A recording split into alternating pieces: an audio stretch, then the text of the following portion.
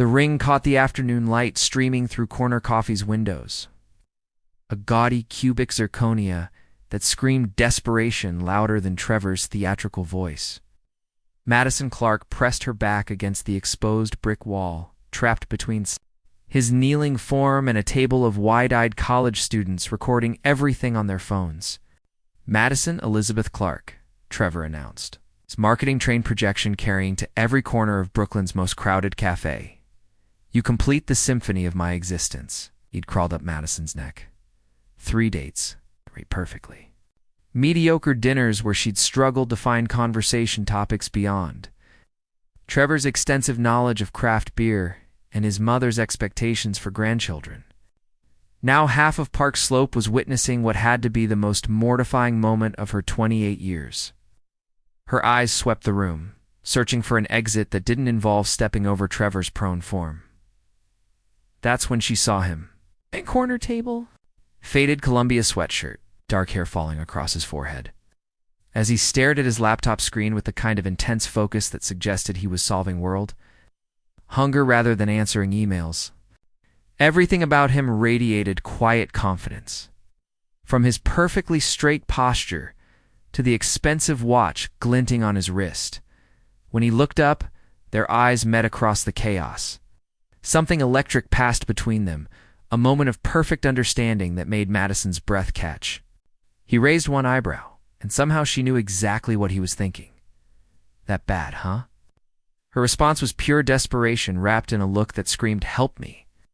Without overthinking it, Madison pushed past a hipster with a man bun and crossed the cafe in for quick strides. The stranger's eyes widened as she approached, but he didn't pull away when she pressed her lips to his. The kiss was supposed to be theater, a distraction to help her escape.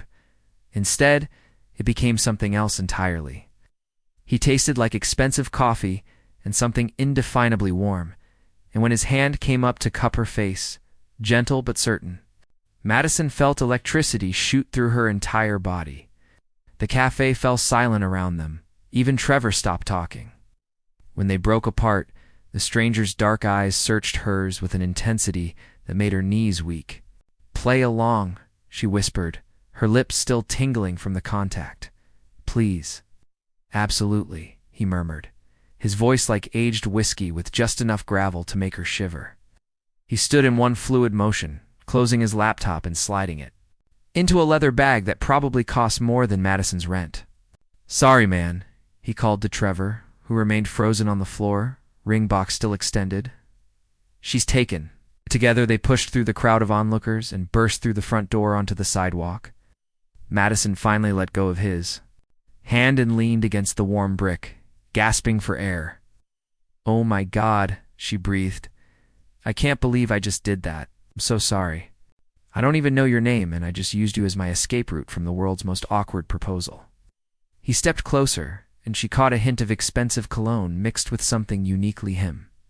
"Hey," he said gently. At him properly for the first time, Madison realized he was even more devastating up close. Warm brown eyes with gold flecks that seemed to see right through her, a jawline that belonged in a magazine. There was something solid about him, reassuring in a way that made her racing heart slow just a fraction. "I'm Madison," she said finally. "Ethan," he replied. "Ethan Sullivan." The name sounded familiar, tugging at the edges of her memory, but she was too flustered to place it. "That was either the best or worst first kiss I've ever experienced," he continued, a smile tugging at the corner of his mouth. "Definitely worst," Madison said quickly. "I mean, not worst, but worse circumstances. You must think I'm completely insane. I think you're someone who just got proposed to by a guy you clearly didn't want to marry, and you handled it with impressive creativity." Madison let out a shaky laugh. "Trevor's not a bad person. It's just intense. And we've only been on 3 dates? 3? Ethan's eyebrows shot up. "Who proposes after 3 dates?" "Someone who watches too many romantic comedies, apparently." She glanced back at the cafe windows where curious faces were still pressed against the glass, probably trying to piece together what they'd just witnessed. "I should probably go back and explain." Or, Ethan said, "You could let me buy you coffee somewhere else And tell me why you just kissed a complete stranger, too. Avoid marrying someone else. Madison studied his face, looking for judgment or mockery. Instead, she found genuine curiosity and what looked suspiciously like interest. You don't have somewhere else to be? She asked. I'm between meetings, he said, which seemed like an understatement given his expensive clothes and the way he carried himself like someone accustomed to being in charge. And you're not freaked out by the fact that I just helped you stage an elaborate escape from an unwanted proposal? Ethan, Madison said, testing his name on her tongue. It felt right somehow. That was the most interesting thing that's happened. To me, in months, I'm definitely buying you coffee. His smile was answer enough. They found refuge in a tiny cafe 6 blocks away, the kind of place with mismatched vintage furniture and local artwork covering every inch of wall space. Madison ordered a lavender latte while Ethan secured a table by the window, moving with the kind of easy confidence that suggested he was comfortable anywhere. So, he said when she sat across from him, start from the beginning. Madison wrapped her hands around her mug, using the warmth to steady her nerves. On a dating app 3 weeks ago, he seemed nice enough in his messages, very enthusiastic about craft breweries and his marketing job. Our first date was pleasant but unremarkable. Second date, same thing. By the third date, I was planning to let him down gently. And instead, he proposed in the middle of Brooklyn's busiest coffee shop, Ethan finished. With a ring that definitely came from a gumball machine, Madison added, making him laugh. The sound was rich and genuine, nothing like Trevor's practiced chuckles. What about you? She asked. Do you make a habit of rescuing women from unwanted proposals? Or am I special? Something flickered across his expression, too quick to interpret. You're definitely special, he said, then seemed to catch himself. I mean, the situation was special, unique. Madison felt heat creep up her neck at his words, even with the clarification.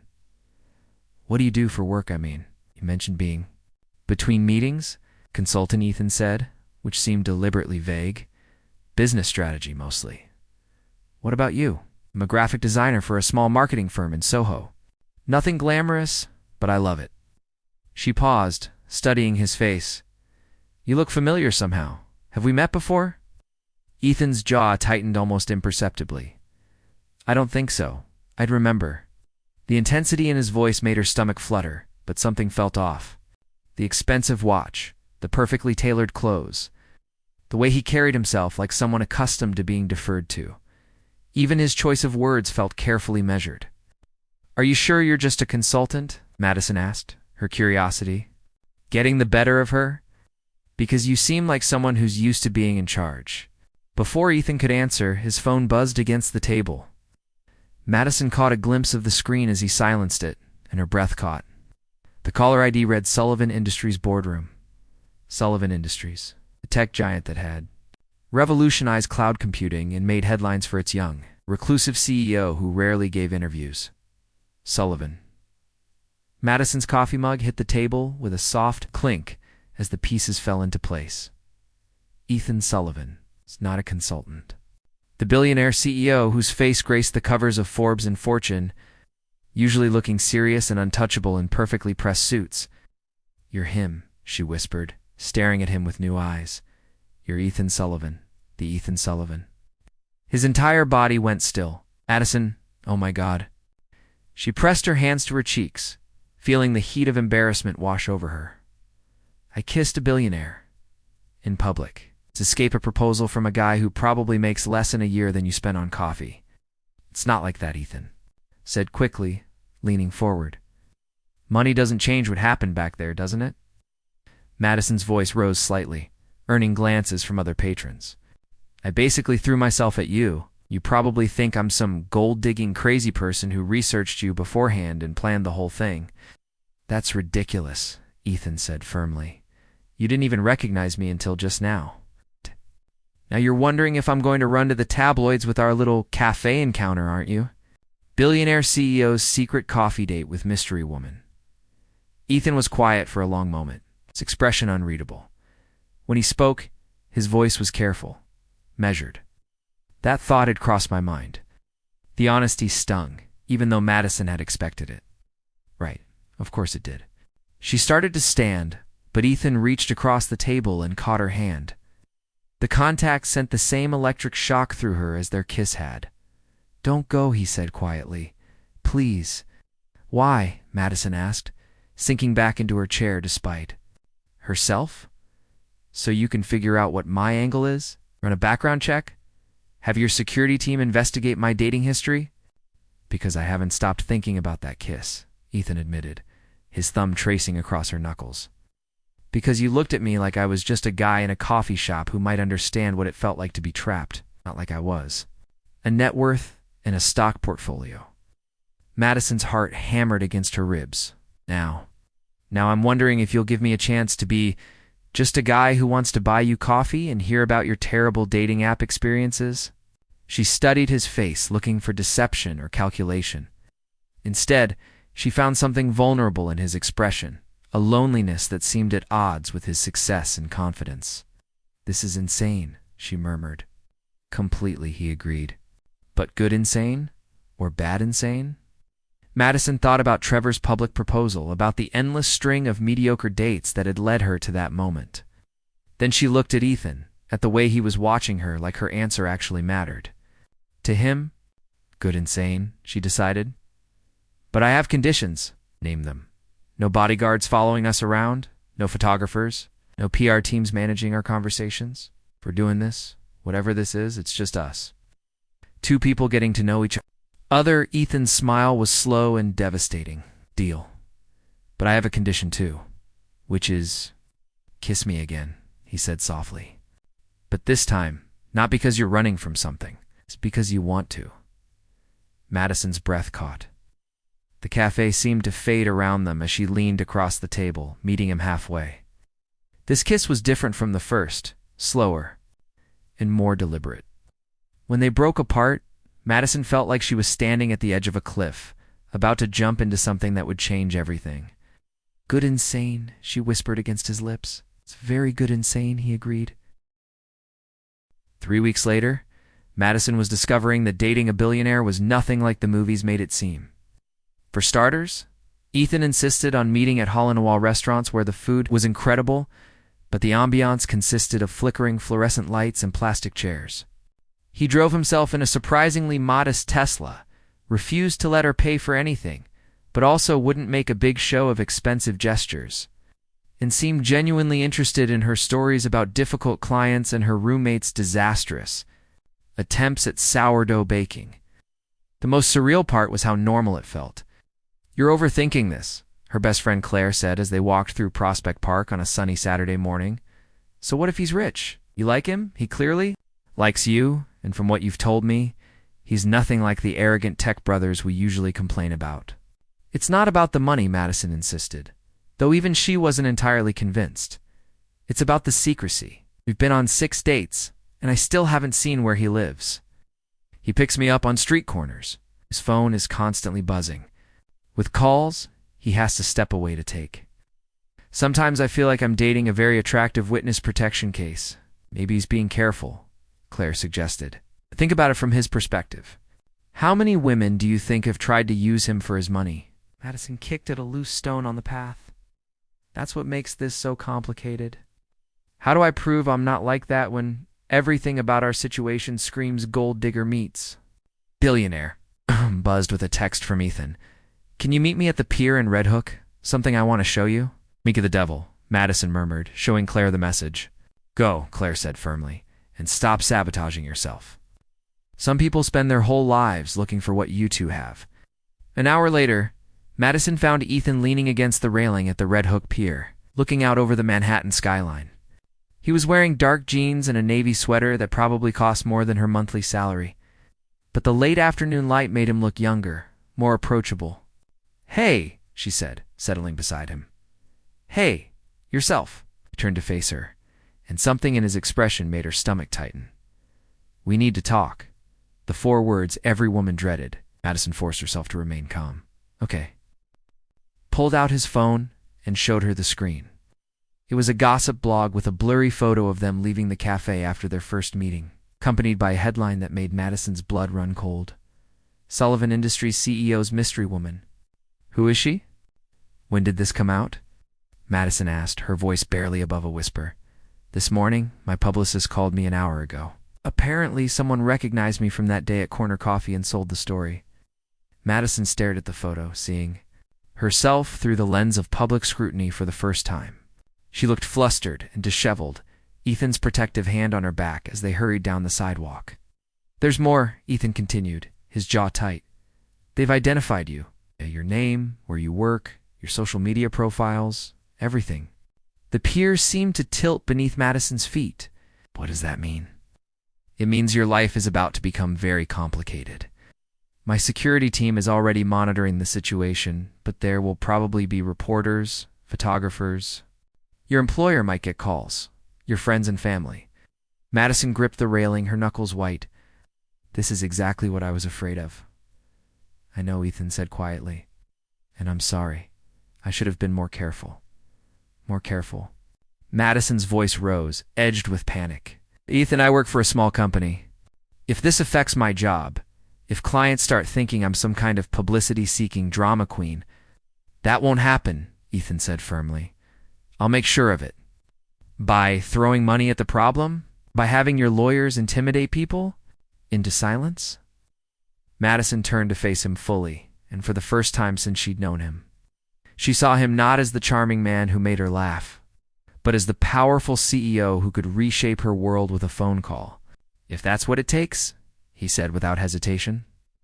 The certainty in his voice sent a chill through her.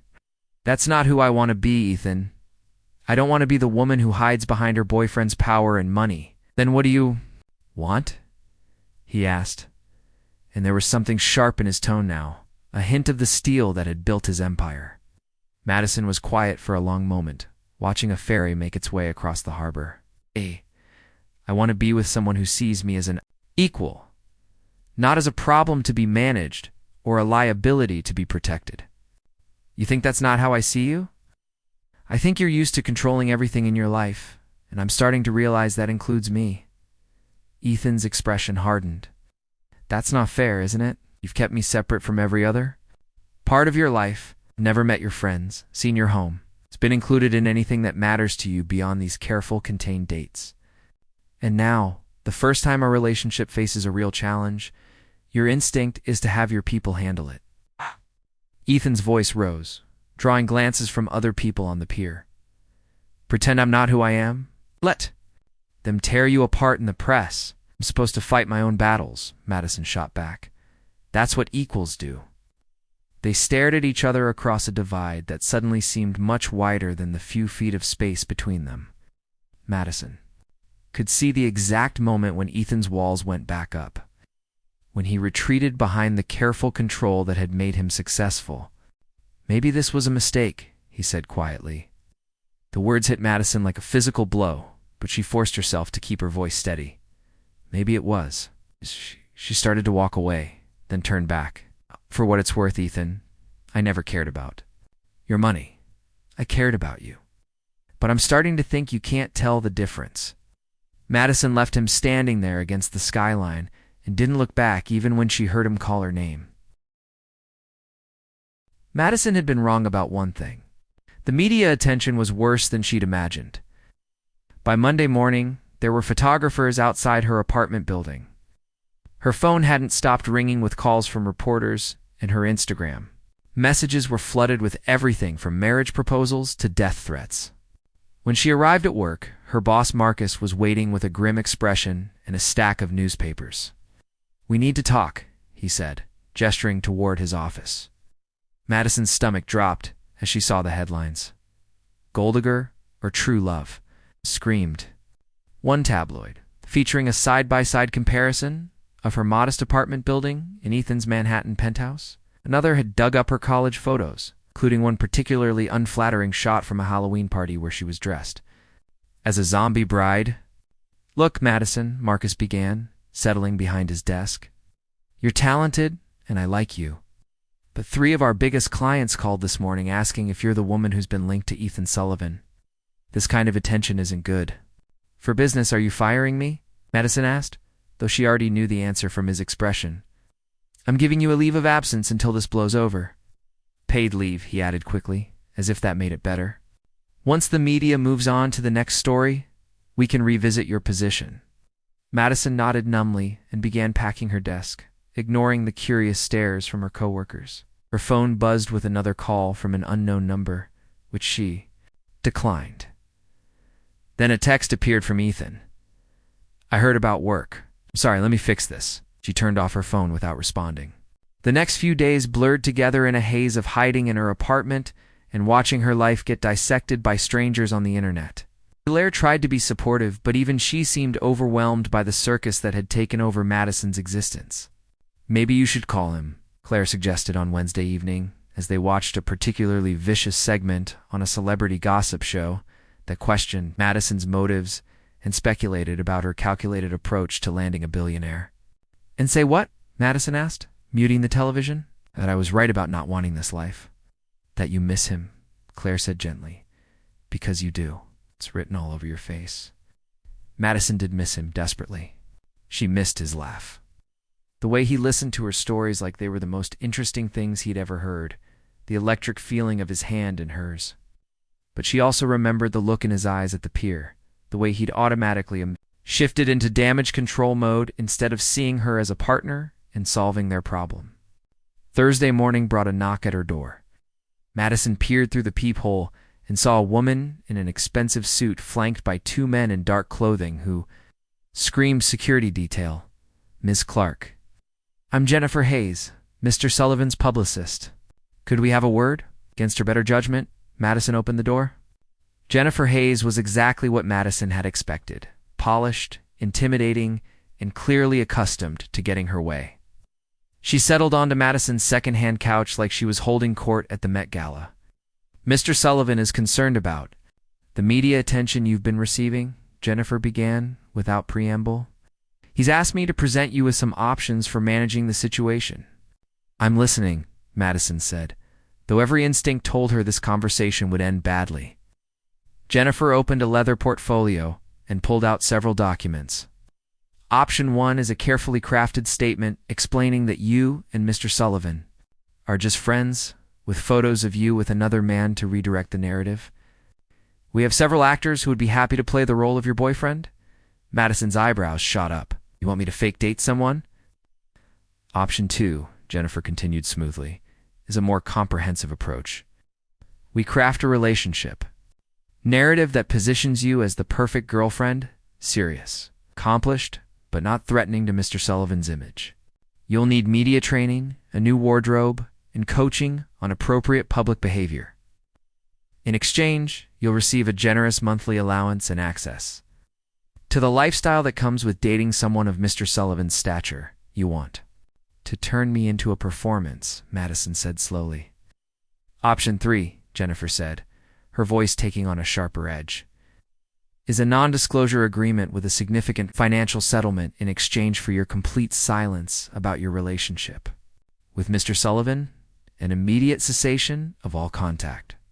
Madison stared at the documents, feeling something cold settle in her chest. "These are my options: lie, perform, or disappear." "These are practical solutions to a complicated situation," Jennifer replied. "Mr. Sullivan's position requires careful management of his personal life. What does Mr. Sullivan think about these practical solutions?" For the first time, Jennifer looked slightly uncomfortable. "Mr. Sullivan is focused on protecting both of your interests." "That's not what I asked." Jennifer gathered her documents, clearly ready to end the conversation. "I'll need an answer by tomorrow, Miss Clark. The media attention is only going to intensify, and Mr. Sullivan's board is beginning to express concerns about the distraction." After Jennifer left, Madison sat in her quiet apartment and finally understood what Ethan had been trying to tell her at the pier. This wasn't just about them anymore. His entire world operated on a different level, where relationships were strategic decisions and love was a liability to be managed. She thought about the man who had kissed her in that little cafe, who had listened to her stories and made her laugh until her sides hurt. Then she thought about the CEO who had sent his publicist to offer her money to disappear. Maybe they had always been the same person. Maybe she had just been too caught up in the fantasy to see it. Her phone rang, and for a moment her heart leaped, thinking it might be Ethan. Instead, it was an unknown number. Madison Clark. The voice was crisp, professional. "This is David," Chen from the New York Times. "I'm working on a piece about the intersection of tech wealth and personal relationships. I'd love to get your perspective on your experience with Ethan Sullivan." Madison ended the call without responding, but it kept ringing. Different reporters, different publications, all wanting her story. Finally, she turned off her phone and made a decision that would change everything. Madison had written the letter 3 times before getting it right. She didn't hand it to Jennifer Hayes or send it through official channels. Instead, she took the subway to Sullivan Industries' gleaming Manhattan headquarters and asked the security guard to deliver it personally to Ethan Sullivan's office. 2 hours later, her phone rang. "Meet me at the pier." Ethan's voice was rough, urgent. Please. The same Red Hook pier where everything had fallen apart a week ago was empty, except for a few joggers. Madison found Ethan standing in the exact same spot, but everything about him looked different. His usually perfect hair was disheveled, his shirt wrinkled like he'd slept in it, and there were dark circles under his eyes that matched her own. "You wrote a book," he said without preamble, holding up her letter. "I wrote the truth," Madison replied. "About us, about what happened. About what it felt like to be treated like a problem to be solved, instead of a person to be loved. I never meant for it to feel that way, but it did." Madison stepped closer, and she could see the exhaustion in his face, the weight of the past week. "Ethan, your publicist, offered me money to disappear. She wanted to stage a fake relationship with an actor, or turn me into some polished version of myself that would be acceptable to your board. Is that really what you wanted?" Closed his eyes. "No. God, no. Jennifer was supposed to offer you protection, resources, not manipulation. Then why didn't you come yourself? Why send her at all?" "Because I was terrified," he admitted, opening his eyes to meet hers. "Because I've spent my entire adult life building walls to keep people from getting close enough to hurt me, and then you crashed into my world and made me feel things I didn't think I was capable of anymore." Madison felt something crack open in her chest. "What are you saying?" "I'm saying I've been in love with you since that first kiss in the cafe. It scared me so much that I tried to control it instead of just letting myself feel it." Ethan reached into his jacket and pulled out a folded newspaper. "I saw your interview." Madison's heart stopped. "What interview?" "The one you gave to the Times this morning. The one where you said that love isn't about protecting someone from the world. It's about standing beside them while they face it. The one where you said that if someone truly loves you, they see your strength, not your vulnerabilities." She had forgotten about the reporter's call, had been so focused on writing her letter to Ethan that she'd pushed it from her mind. "I didn't give an interview. You did. It was beautiful and honest, and everything I should have said but was too much of a coward to admit." Ethan stepped closer, close enough that she could see the gold flecks in his eyes. "You were right about everything, Madison. I was trying to manage you instead of trusting you. I was protecting my image instead of protecting us." Ethan ... "I fired Jennifer this morning," he continued. "I also called your boss and made it very clear that losing you would be the worst business decision he's ever made. And I held a press conference." Madison's eyes widened. "You did what?" "I told them that I'm completely, irrevocably in love with a woman who is stronger, smarter, and braver than I am. I told them that she doesn't need my money or my protection because she's perfectly capable of taking care of herself. And I told them that if they want to write stories about us, they better get their facts straight because I plan to spend the rest of my life proving I'm worthy of her." Tears were streaming down Madison's face now, and she didn't care. "The most ridiculous, romantic, completely irresponsible thing I've ever heard. Is it working?" Madison laughed through her tears. "Your stock price is probably in free fall. Actually, it's up 12%. Apparently investors find authenticity refreshing." Ethan reached for her hands and she let him take them. "Madison, I know I screwed this up. I know I hurt you and made you question everything we had. But if you'll give me another chance, I promise to do better. I want to introduce you to my friends, show you my life, include you in everything that matters to me. I want us to be equals in every way that counts."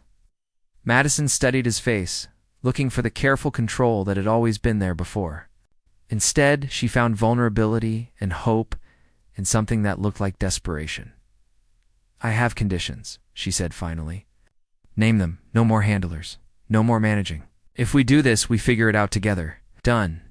And I keep my job. My apartment. My life. I don't want to be absorbed into your world, Ethan. I want us to build something new together. Absolutely. Okay, next time there's a crisis, you talk to me first. Not your publicist, not your security team. Me. I promise." Lethan's thumbs traced across her knuckles. "Anything else?" Madison pretended to consider. "Kiss me. That I can definitely do." When his lips met hers, it felt like coming home and starting an adventure all at once. The kiss was soft and desperate and full of promise, and when they broke apart, Madison realized that sometimes the best love stories began with the most impossible circumstances. "So what happens now?" she asked, still breathless. "Now we go have coffee," Ethan said, smiling that devastating smile that had started everything. "But this time, I'm paying." "Deal."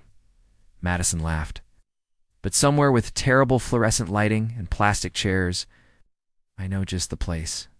As they walked away from the pier hand in hand, Madison thought about that moment 3 weeks ago when she'd kissed a stranger to escape an unwanted proposal. She'd been running from a life that felt too small, too predictable, too safe. She was walking towards something that was anything but safe, with a man who saw her exactly as she was and loved her for it. It was terrifying and exhilarating and completely uncertain. It was perfect. The end like this video, if the story touched your heart. Subscribe for more emotional tales and share with someone who believes in the power of true love. Let us know in the comments. We love connecting with our global community of romance lovers.